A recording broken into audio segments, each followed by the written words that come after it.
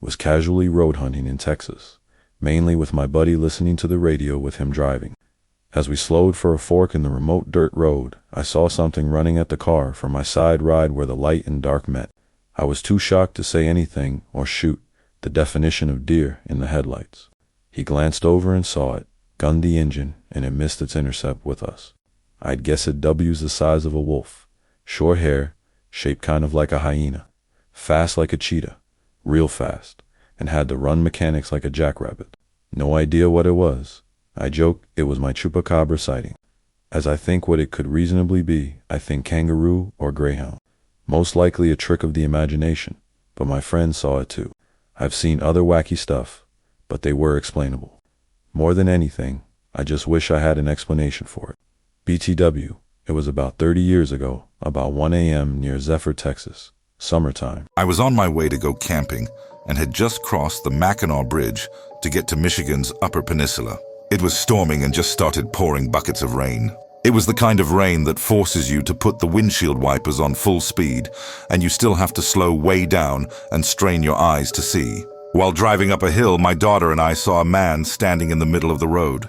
There was not great visibility with the sheets of rain, but we both pointed out the man standing in the middle of the road, and we were worried he would get hit by a car. He turned and bent, and then it was not a man. It was a huge black dog. We both thought it was a man at first, and then it was a dog, and I can't explain it. It could have just been the combination of looking up from the bottom of a hill and the rain. I just think it is odd that my daughter and I both thought we saw a man standing up at first, and then it was a dog. I stopped on one side of the road to help it, and so did a man on the other side in a truck. I am a dog groomer and always have slip leads in the truck. I love dogs and always stop to help when I see one in the road. But I hoped that someone else would be able to help it, because my truck was stuffed with camping stuff, and the only place it could go in my truck would have been the front seat with my daughter and me. It was still in the middle of the road, looking back and forth between the man and I. I was a bit surprised to see how big it was up close. I also felt uneasy and intimidated by this animal. It looked almost like a black German shepherd, but much bigger, but also wolfish. I have been around a lot of big dogs in my profession, and if I had to guess what breed it was, I would say a wolf hybrid. The guy yelled over asking if it was my dog, and I yelled back no. The dog was still in the middle of the road looking back and forth between the man and me. In my head I was repeating, don't pick me over and over because I had no room in my truck and didn't want a giant strange dog that I thought was a person at first next to my kiddo and beat. It gave me the creeps. The man then yelled, "Here, boy," and patted his leg, and the dog ran off to him. Seeing the dog was being taken care of, I got back in my truck and got back on the road towards our camping destination. My daughter was telling me how it looked like a person standing in the road, and then when it turned, it was a dog. We were both very confused. If it had been just me, I would think it was the driving rain and my imagination, but my daughter saw it as well. It may not be paranormal, but it was definitely an interesting experience. I was trying to sleep in a camper van with my BF in the woods of Tennessee back in the 80s. We pulled way back into the woods on an old logging road. We parked and were putting our sleeping bags down in the back when we heard WEIRD noises. We turned off our lights and just sat there listening. At first I thought it sounded like tropical birds, but really loud, and then it sounded more like monkeys.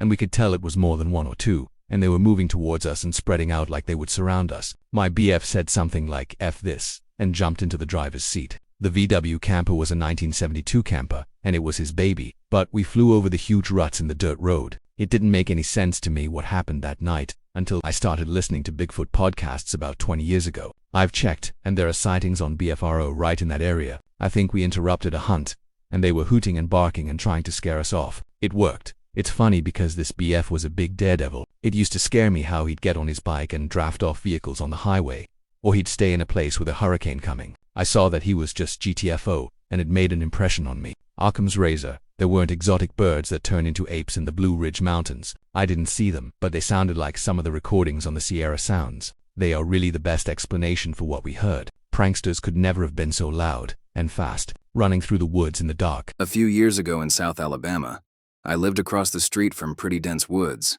I would often walk around them in the day. It was such a beautiful place, but I always felt a certain level of uneasiness when I was out there. I was used to being in the woods, but in that area the feeling was just off. It took me a bit to notice, but even though there was a decent population of birds where I lived, there were never any in those woods. After about a month of going into the woods on a nearly daily basis, I had developed a routine where I would walk fairly deep in the woods until I reached this flat area with 4 trees overlooking a drop-off, and I would just chill there for a bit before walking back. Well, one day I made my way to that spot, and there was what I assumed to be an old metal sign or something on each of the 4 trees. They were rusted and weathered to the point where you couldn't read what was on them.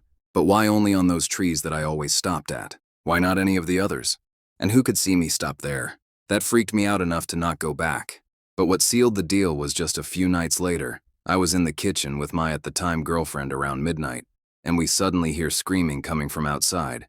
It was so loud we thought it was right outside. We flipped the porch light on and saw nobody was there, so we walked out. And when we did, we realized the screams were coming from the woods. And it wasn't like one person screaming, it was multiple, all at the same time. These haunting, moaning, blood-curdling screams that sounded like people but at the same time sounded so inhuman. I thought maybe it could be a bunch of foxes or bobcats, but I'm familiar with the sounds they make, and those were not this. To this day, I'm unsure of what it really was out there, but one thing is for sure, I'm done with the woods. Not sure if it's really considered a cryptid, but I saw a ghost once. For some context, I was at my cousin's house. It's 200 years old. There has been a reported UFO sighting there like 20 years ago, and a ton of ghost sightings, some from my cousins, some from their friends or nannies. Okay, so I was babysitting my cousins with my older sister, and after all the kids went to bed, me and my sister were hanging out in the living room. We were on the phone with my sister's best friends, and we were just talking and having a good time. Me and my sister were sitting face to face with each other. Then my cousin's dog started flipping out. He was going crazy. He even broke the living room door.